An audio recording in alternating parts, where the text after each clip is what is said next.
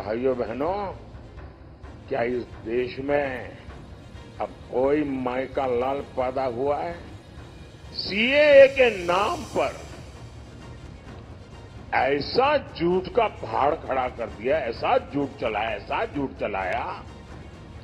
सपा कांग्रेस जैसे दलों ने यूपी सहित पूरे देश को दंगों की आग में झोंकने का भरपूर प्रयास किया। खुद महात्मा गांधी ने भरोसा दिया था कि वो कभी भी भारत आ सकते हैं।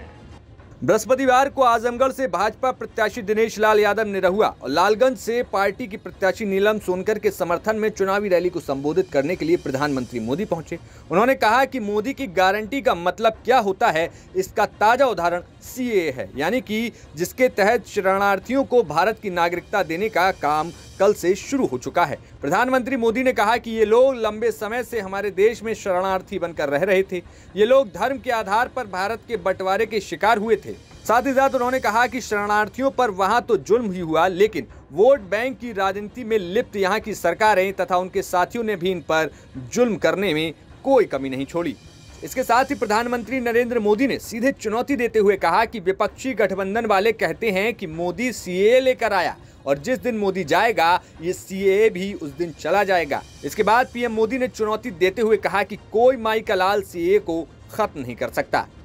मोदी की गारंटी का मतलब क्या होता है, इसका ताजा उदाहरण सीएए कानून है। सीएए कानून है और आपने देखा होगा कल ही सीएए कानून के तहत शरणार्थियों को भारत की नागरिकता देने का काम शुरू हो गया। पहले लॉट को ऑलरेडी नागरिकता दी गई और ये सभी भाई बहन हिंदू है, सिख है, बौद्ध है, जैन है, पारसी है, ईसाई है और ये वो लोग हैं जो शरणार्थी बन करके लंबे अरसे से हमारे देश में रह रहे हैं। ये वो लोग हैं जो धर्म के आधार पर हुए भारत के बंटवारे का शिकार हुए थे।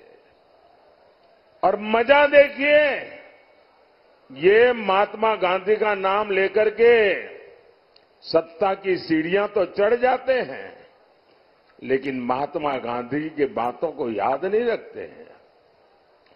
खुद महात्मा गांधी ने भरोसा दिया था कि वो कभी भी भारत आ सकते हैं।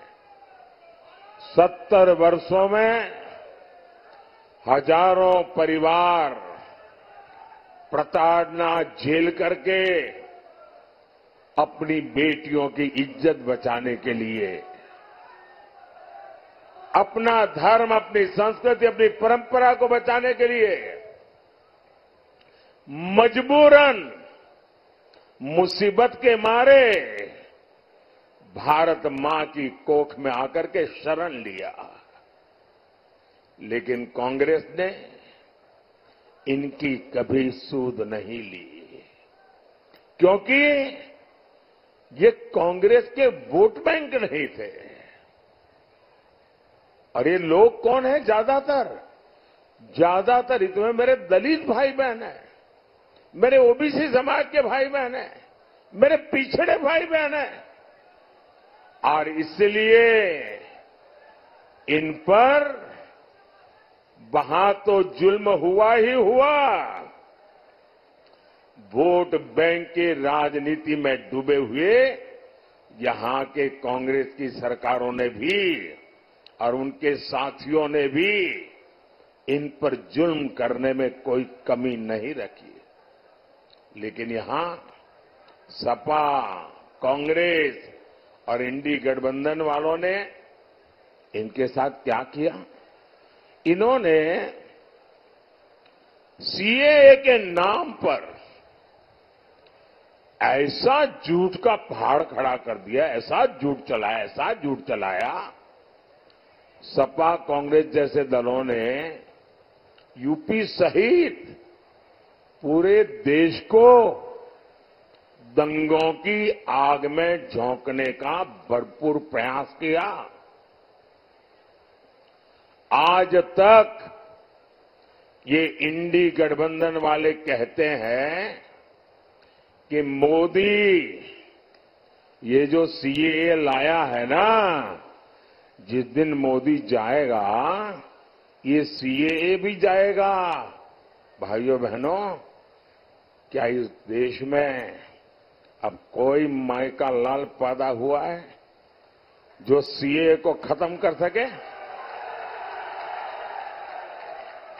ये देश की जनता जान गई है, देश का हर नागरिक जान गया है कि आप लोगों ने वोट बैंक की राजनीति करके, हिंदू मुसलमान को लड़ा करके और सेकुलरिज्म का ऐसा चोला पहन लिया था कि आपकी अंदर की पाप की सच्चाई बाहर नहीं आती थी।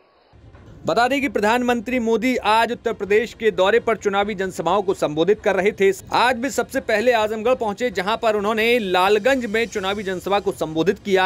आजमगढ़ लोकसभा सीट की बात करें तो यहां से भारतीय जनता पार्टी ने दिनेश लाल यादव निरहुआ को चुनावी मैदान में उतारा है। उनके सामने समाजवादी पार्टी के धर्मेंद्र यादव चुनावी मैदान में है। ऐसे में देखना होगा कि आजमगढ़ में दिनेश लाल यादव निरहुआ धर्मेंद्र यादव को कितनी टक्कर दे पाते हैं। Bureau report, news nation.